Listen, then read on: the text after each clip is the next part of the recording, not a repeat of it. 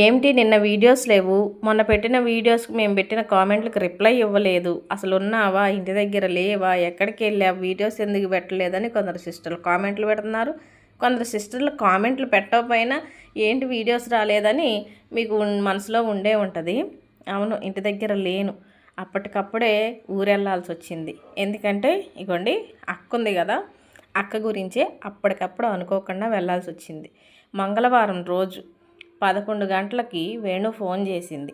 Phone చేసి అమ్మకి అస్సలు బాగాలేదు, చాలా నీరసంగా ఉంది, రక్తం అసలు లేదు, బ్లడ్ ఎక్కించాలన్నారు డాక్టర్లు అని ఫోన్ చేసింది. ఇక అప్పటికప్పుడు బయలుదేరి వెళ్ళాం, అమ్మ నేను నాన్న బయలుదేరి వెళ్ళాం.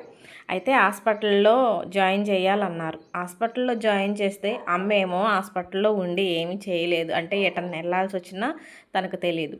పోనీ వేణు ఉంటుందా అంటే చిన్న పాప తనను వదిలిపెట్టి ఉండలేదు. అందుకని ఇక అమ్మ నాన్నతో పాటు నేను కూడా వెళ్ళిన తర్వాత హాస్పిటల్కి వెళ్ళాం. అంతకు ముందు రోజు సోమవారం నాడు బాగా నీరసంగా ఉంది, గుండెల్లో ఆయాసం, అంటే మాట్లాడుతుంటే గుండెల్లో ఆయాసం, శ్వాస తీసుకోవటం కష్టంగా ఉందని మాకు చెప్పా పెట్టకుండా అమ్మ వెళ్ళింది. ఆదివారం నైటు బాగా ఇబ్బంది అయిందంట, చాలా ఇబ్బంది అయిందంట. అంటే శ్వాస తీసుకోవటం కొంచెం ఇబ్బందిగా ఉండి ఊర్లో ఆర్ఎంపీ డాక్టర్ని పిలిపిస్తే తను చూసి ఒక ఇంజక్షన్ చేసిండంట.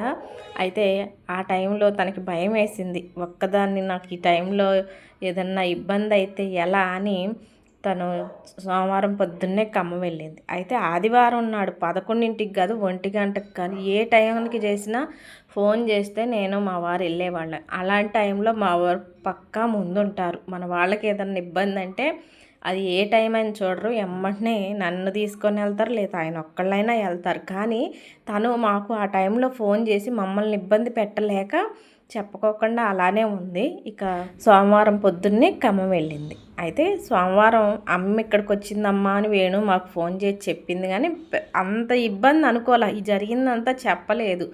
ఓన్లీ నీరసంగా ఉంది, హాస్పిటల్లో చూంచుకుందామని వచ్చిందని చెప్పింది అని వేణు చెప్పేసింది. ఆ రోజు టెస్టులు అన్నీ చేయించారంట, బ్లడ్ తక్కువ ఉందని చెప్పారంట, అదే మాట మాకు చెప్పింది.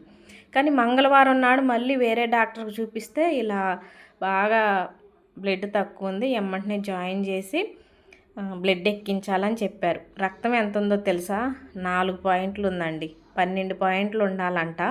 కరెక్ట్గా నాకు తెలియదు, కాకపోతే అంటున్నారు 12 పాయింట్లు ఉండాలంట, 4 పాయింట్లు ఉంది. సరిగా తినక ఒక్కతే కదా, అంటే వాళ్ళ అత్తగారు కూడా ఉంటుంది కానీ చాకిరి ఎక్కువ. ఒకప్పుడు ఏంటంటే బావాను అక్క ఉంటే పొద్దున్న 6ంటికి అన్ని పనులు చేసుకొని, గేదెలు ఉండేవి, 2 శాల్తీలు గేదెలు, ఎడ్లు, ఆవులు ఉండేవి, వాటన్నిటి పని చేసుకొని ఇద్దరు అన్నం కూర చేసుకొని పాలు తీసుకొని పాలు కేంద్రానికి పోసుకొని అన్నం క్యారేజీల్లో కట్టుకొని తోటకి వెళ్ళేవాళ్ళు, పత్తి చేనుకి వెళ్ళేవాళ్ళు. పగలంతా పని చేసుకొని మళ్ళీ సాయంత్రం గేదెలకు గడ్డి కోసుకొని ఇంటికి వచ్చి మళ్ళీ ఇంట్లో పని చేసుకొని శుభ్రంగా వండుకొని తినటం జరిగేది. కానీ ఇప్పుడు అలా కాదు, వండుకున్నానా, ఏదో ఒకటి వండుకున్నానా, కొద్దిగా తిన్నానా, పనికి వెళ్ళానా. ఎంత పని చేసినా ఫుడ్ విషయంలో అజాగ్రత్త పడొద్దబ్బా, చెయ్యాలి, కడుపు నిండా తినాలి. మనం ఎంత మంచిగా తింటామో అంత కష్టపడాలి, ఎంత కష్టపడతామో అంత మంచిగా తినాలి. కానీ అక్క ఇక్కడ అట్లా ఫాలో అవ్వట్లా, ఏదో ఒకటి అన్నట్టు రోజులు వెళ్ళబుచ్చుతుంది.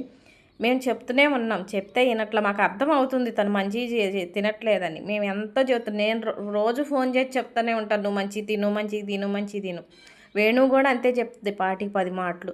వాళ్ళ అబ్బాయి ఫోన్ చేసి అదే చెప్తారు, అమ్మా నువ్వు తిను, ఒకవేళ నువ్వు పనికి పోపోయినా పర్లేదు నేను చూసుకుంటా, నువ్వు మంచిగా తిను అని వాళ్ళ అబ్బాయి కూడా చెప్తాడు. అస్సలు వినకుండా ఈ కాడికి తెచ్చుకుంది. ఇక బ్లడ్ ఎక్కే విషయానికి వస్తే మేము ఒప్పుకోలేదండి.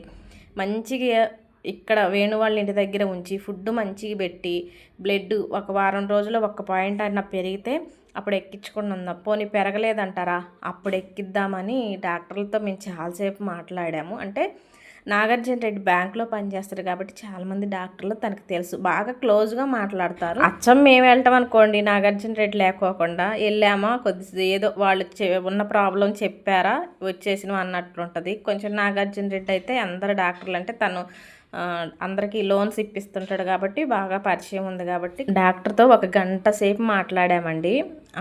ఆవిడైతే రక్తం ఎక్కించాలనే చెప్పింది, కానీ మేమే ఏమో చూస్తాం, ఫుడ్ వల్ల పెరుగుతుంది ఏమో చూస్తాం అని అంటే సరేలేండి, ఒక 4 రోజులు చూడండి. అసలు 4 రోజులకి ఒక పాయింట్ కూడా పెరగదు. ఒకవేళ చూడండి, 4 రోజులు చూశాక మళ్ళీ టెస్ట్ చేసి టెస్టులు బట్టి బ్లడ్ ఎక్కిస్తామని డాక్టర్ చెప్పారు. ఇక కొన్ని మందులు తీసుకొని ఇంటికి వచ్చాము. చూసారా అక్క అసలు ఎలా, నాకైతే కోపం వచ్చేసింది, సరిగా తినదు. అందుకే నేను కారులో నవ్వుకుంటే ఇట్లా కొట్టినట్టు అన్నాను కదా, కోపం వచ్చి సరిగా తినక ఈ కాడికి తెచ్చుకుంది. ఇక ఇంటికి వచ్చేసరికి అప్పటికి టైం 6:30, 7 అట్లా అవుతుంది. ఇంటికి వచ్చేది కదా, బ్లడ్ ఎక్కించలేదు, హాస్పిటల్లో ఉండే పని లేదు కదా, ఇంటికి వెళ్దామని బయలుదేరాం. కానీ ఈ టైం అప్పుడు వెళ్ళకపోతే ఏమైంది, ఈ నైట్ ఉండొచ్చు కదా అని వేణు గోల్ చేసింది. ఇక అక్కడే ఆగిపోయాము నైట్. హాస్పిటల్లో ఉన్నప్పుడే చెప్పినాం వేణుకు ఫోన్ చేసి, బ్లడ్ అయితే ఎక్కించొద్దు అనుకున్నామమ్మ, ఇక ఫుడ్ వల్లే బ్లడ్ పెరగాలి అని చెప్పినాం. వేణు పిల్లలకి కానీ వాళ్ళు కానీ ఎక్కువ జీడిపప్పులు, బాదం, ఇక డ్రై ఫ్రూట్స్ ఎక్కువ తీసుకుంటారు. మేము వచ్చేసరికి వేణు ఏం చేసిందంటే బాదం, జీడిపప్పులు, అవిసె గింజలు, ఇవి నువ్వులు, ఇవన్నీ పల్లీలు అన్నీ కలిపి, అంటే ఇంకా డ్రై ఫ్రూట్స్లో కొన్ని వాటి పేర్లు ఇవి నట్స్ అంట, ఇంకేంటి ఉన్నాయన్నీ, అవన్నీ కూడా వేయించి పొడి చేసి కొంచెం నెయ్యి, బెల్లం పొడి వేసి లడ్డులాగా చేసింది వాళ్ళ అమ్మ కోసమని.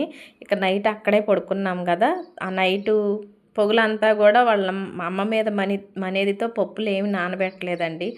తెల్లారి పొద్దునకి టిఫిన్ ఏంటి అని అంటే నేను అన్నా, ఇక టిఫిన్ ఇప్పుడు ఏం చేస్తాంలే అమ్మ, ఏం లేకపోతే రేపు పొద్దున ఉప్మా అయినా చేసుకుందామంటే, అమ్మమ్మ తాతయ్య వచ్చారు, ఎప్పుడో ఒకసారి వస్తారు, ఉప్మా ఏం పెడదాంలే అమ్మ, గారెలు వేద్దామంది. సరేలేమ్మ అని పప్పు నానబోసేసింది. తెల్లారి నేను లేచి ఎదర ఊడ్చి కల్లాపు జల్లి ముగ్గేశాను. నేను ఇంట్లోకి వచ్చేసరికి వేణు పప్పు కడిగింది, టీ పెట్టింది. వాళ్ళ పాప స్కూల్కి వెళ్ళాలి కదా, ఒక పొయ్యి మీదేమో అన్నం పెట్టింది, ఒక పొయ్యి మీదేమో కోడిగుడ్లు, పాప కోసం వాళ్ళ అమ్మ కోసం కోడిగుడ్లు పెట్టేసింది.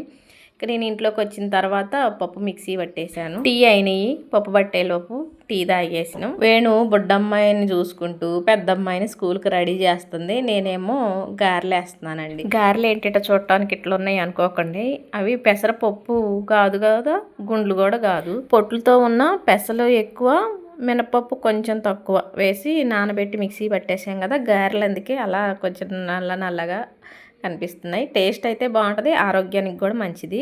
ఇక టీ తాగిన తర్వాత నాగార్జున రెడ్డి కూరగాయలు తీసుకురావడానికి వెళ్ళిండు. అక్కకి ఎక్కువగా డాక్టరు ఆకుకూరలు ఎక్కువ తినమని చెప్పారండి. కోడిగుడ్డు, ఆకుకూరలు ఎక్కువ తినమన్నారు. కోడిగుడ్లు అంటే వాళ్ళ ఇంట్లో ఎప్పుడు డజన్లు ఉంటానే ఉంటాయి. ఇక కూరగాయలు కూడా ఇంట్లో ఉన్నాయి, కానీ అక్క కోసమని ఆకుకూరలు తేటానికి వెళ్ళారు. ముఖ్యంగా గోంగూర ఎక్కువ తినమన్నారండి. గోంగూరలో ఐరన్ ఉంటుంది, గోంగూరలు మంచిగా తినమన్నారు. అలాగే నిమ్మకాయ, రోజు కూడా నిమ్మకాయ ఏదో ఒక రూపంలో, కూరలో కానీ వాటర్లో కానీ ఎట్లో కట్ట నిమ్మకాయ పిండి ఏదో ఒక రూపంలో తీసుకోవాలని చెప్పారు. ఇక వాటితో పాటు ములక్కాయలు, పచ్చిమిర్చి, టమాటా, కాకరకాయలు, పుట్టగొడుగులు కూడా తీసుకొచ్చిండండి. వాటితో పాటు ఆయిల్ ప్యాకెట్ కూడా ఒకటి తెచ్చిండు. వేణు వాళ్ళు పల్లి నూనె, గానుగు నూనె వాడతారు, కొన్నిటికేమో అప్పుడప్పుడు రిఫైన్డ్ ఆయిల్ కూడా వాడుతుంది. అందుకని ఒక ప్యాకెట్ తెమ్మని చెప్తే ప్యాకెట్ కూడా తీసుకొచ్చిండు, ఆయిల్ ప్యాకెట్. ఇక వేణు పెద్ద పాపని రెడీ చేసింది.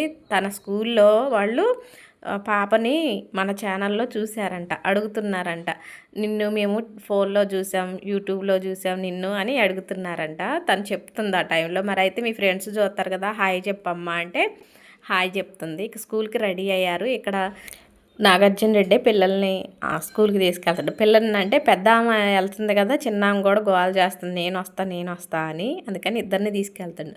ఇక్కడ ఈ స్కూటీ పిల్లల్ని స్కూల్కి తీసుకెళ్ళడానికి తీసుకురావడానికి ఉంటుందని వేణుకి ఈ మధ్యనే బండి తీసుకున్నారు. కానీ నాగార్జున రెడ్డి తీసుకెళ్తాను, ఎందుకంటే ఆ స్కూటీ అలవాటు అయ్యి తన బండి అట్లే పెట్టేసి ఇక పాపని స్కూల్లో దింపటం, తీసుకురావటం కూడా తనే చేస్తుండు. ఆఖరికి ఆఫీస్కి కూడా తనే వేసుకెళ్తుండు. వేణు గోల్ చేస్తుంది, నాకని తీసుకొని ఇంటి దగ్గర బండి ఉంచుకోకుండా తీసుకెళ్ళిపోతున్నామని. ఇక రోజు వాళ్ళకి ఆ బండి దగ్గర గొడవ అవుతూనే ఉంది. అంటే పెద్ద గొడవ కాదు, నా పేరు చెప్పి తీసుకొని నాకు ఉంచుకోకుండా తీసుకెళ్తున్న బండి. అంటే ఎవరికైనా ఉంటుంది కదా, స్కూల్కి వెళ్ళి, ఇప్పుడు స్కూటీ వచ్చిన తర్వాత స్కూల్కి వెళ్ళి పాపని తీసుకురావాలి, కొద్దిసేపు బండి అటు ఇటు తిప్పాలని ఉంటుంది కదా, కానీ ఆ ఛాన్స్ వేణుకి ఇవ్వట్లేదు. అక్క చూశారు కదా, సోఫాలో పడుకుంది. ఎప్పుడైనా సరే ఎక్కడికైనా వస్తే ఏదో ఒక పని చేస్తానే ఉంటుంది, కానీ నీరసంగా ఉండి ఏం పని చేయలేకపోతుంది. పని చేయని అవసరంలా కనీసం కొద్దిసేపు కూర్చోలేకపోతుంది. మళ్ళీ చెప్తున్నాను అనుకోకండి, మనం కడుపు నిండా మంచి ఆహారం తీసుకోవాలి, పని చేయాలి. అంటే మా మామగారు చెప్తారు ఎప్పుడు కూడా మంచిగా తినాలి, కడుపు నిండా తినాలి, తిన్నది అరిగేదాకా పని చేయాలి అని చెప్తుంటారు. మీరు కూడా ఈ ఆహారం విషయంలో అశ్రద్ధ చేయొద్దు. రూపాయితో పోయేది 10 రూపాయలు అవుతాయి. మా అక్క మరీ అండి ఇప్పుడు నాటుకి వెళ్తుంది, నాటు కుంపు అవుతుందని బాధపడిపోతుంది. ఇప్పుడు కుంపు అంటే రోజుకు వాళ్ళకి 700 800 పడతాయి అండి. నాటుకి వెళ్తే 1000 రూపాయలు కూడా అవుతాయి అనమాట, వస్తాయి అనమాట. అలా ఒకరోజు పోకపోతే ఆ 1000 రూపాయలు పోయినట్టేగా అని తెగ ఫీల్ అయిపోతుంది. ఇప్పుడు ఇట్లా జరిగిన దానికంటే అట్లా ఫీల్ అయిపోతుంది. కానీ డబ్బు అన్నది మనం మంచిగా ఉంటే తర్వాత కష్టపడి సంపాదించుకోవచ్చు. కానీ ఆరోగ్యం పాడైపోతే ఎన్ని డబ్బులు పోసినా మళ్ళీ మంచి ఆరోగ్యం మనకి రాదు. ఎంతైనా కొంచెం కష్టంగానే ఉంటుంది. కాబట్టి ఆ విషయంలో జాగ్రత్తగా ఉండాలి. ఇక పాప ఏడుస్తుందని నాన్న షాప్ దగ్గరికి తీసుకెళ్ళి బిస్కెట్లో ఏవో కొనిద్దామని బయలుదేరితే సైకిల్ వేసుకొని వెళ్ళిందండి చిన్నామ. మళ్ళీ సైకిల్ వేసుకొని వచ్చి ఆ గేట్ దగ్గరే వదిలేసి ఇంట్లోకి వెళ్ళిపోయింది. నాన్న తీసుకొచ్చి ఇంట్లో పెట్టిండు. వెళ్ళిన రోజు సాయంత్రమే బయలుదేరదాం అనుకున్నాం మేము. మళ్ళీ మధ్యాహ్నం భోజనం, తెల్లారి మధ్యాహ్నం భోజనం దాకా వండాల్సి వచ్చింది. ఇక కూరగాయలు చాలా తెచ్చారు కదా, కూర ఏదో ఒకటి చేద్దామని నేనంటే కాదు కోడిగుడ్లు చేద్దామంది. ఆల్రెడీ ఉదయాన్నే పెద్ద పాపకి అక్కకి కోడిగుడ్లు ఉడకబెట్టి అక్కకి ఇచ్చేసింది, అక్క తిన్నది. మళ్ళీ పెద్ద పాపకేమో గుడ్డుతో పాటు క్యారెట్ రైస్ చేసింది, క్యారెట్ ఫ్రైడ్ రైస్ అంట చేసింది.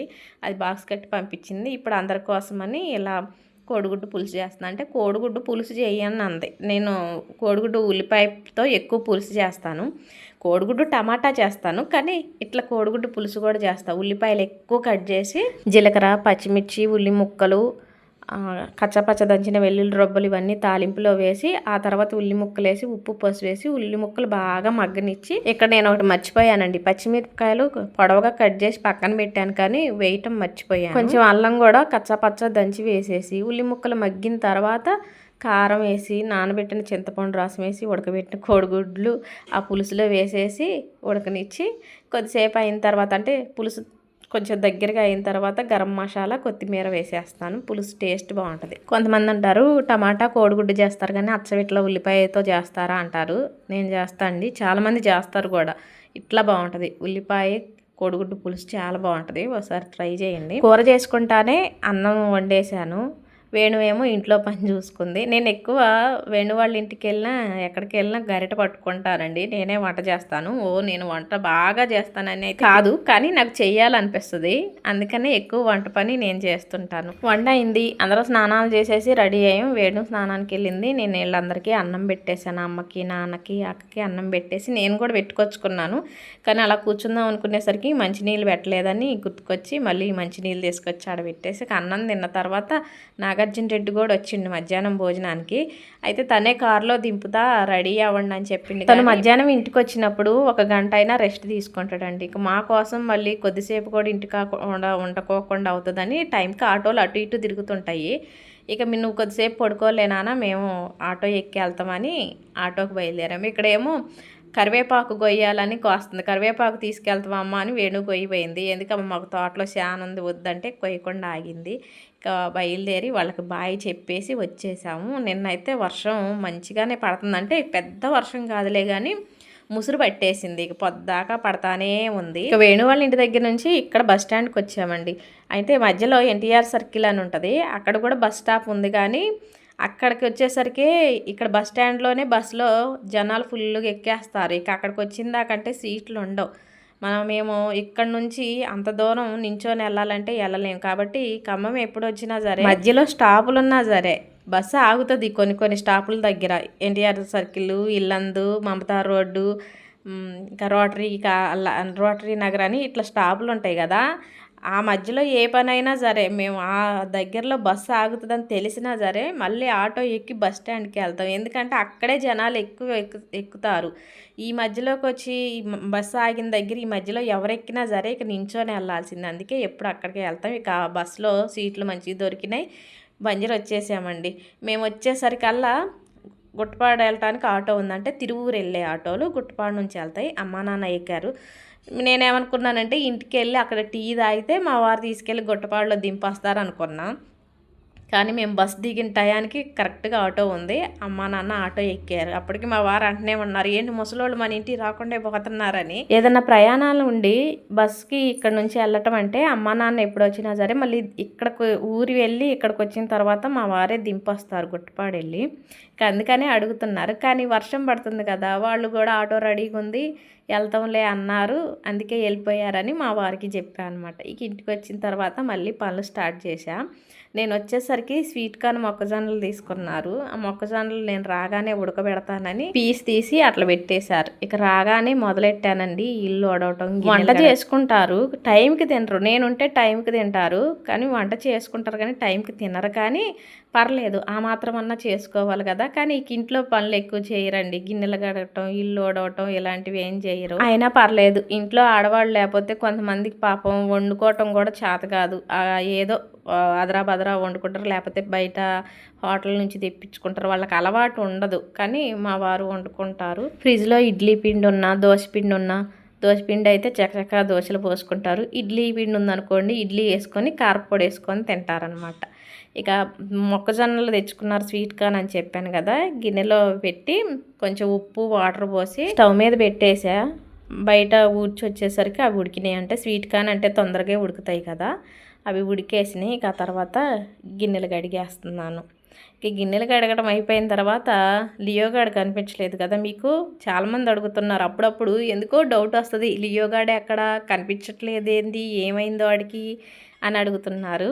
లియోగాడు అన్ని వీడియోస్లో రావాలంటే రాడు. ఎందుకంటే నేను వీడియోస్ తీసే టైంకి వాడు ఎక్కడ ఉంటాడో వాడికే తెలియదు. ఎక్కడంటే ఉంటే పైన డాబా మీద ఆడుకుంటాడు, లేకపోతే బయట ఆడుకుంటాడు. రోడ్డుకైతే పోడు, కానీ బయట ఆడుకోవటం ఇట్లా చేస్తుంటాడు. కాబట్టి నేను ఎక్కువ వాడిని వీడియోలో తీయటం లేదు. కానీ ఇప్పుడు మాత్రం ఊరికెళ్ళి వచ్చా కదా, ఊరికెళ్ళిన కొద్దిసేపు ఈ మాత్రం ఉంటుంది, శకలు పోతారు అనమాట.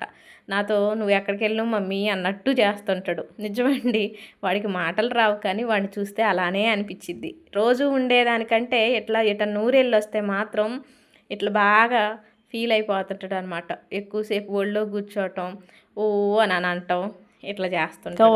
వర్షం పడుతుంది, పెద్ద వర్షం కాదు, జల్లు పడుతుంది. వాతావరణం చల్లబడింది లేండి. ఉడకబెట్టిన మొక్కజొన్న కంకులు మా వారికి ఇచ్చేసి స్నానం చేసి మనోడ దగ్గరికి వెళ్ళా కొద్దిసేపు ముద్దులాడి రావడానికి. ఇదండి వీడియో నచ్చితే లైక్ కొట్టండి, హైప్ కొట్టండి. కొత్తగా చూసేవాళ్ళైతే సబ్స్క్రైబ్ చేసుకోండి.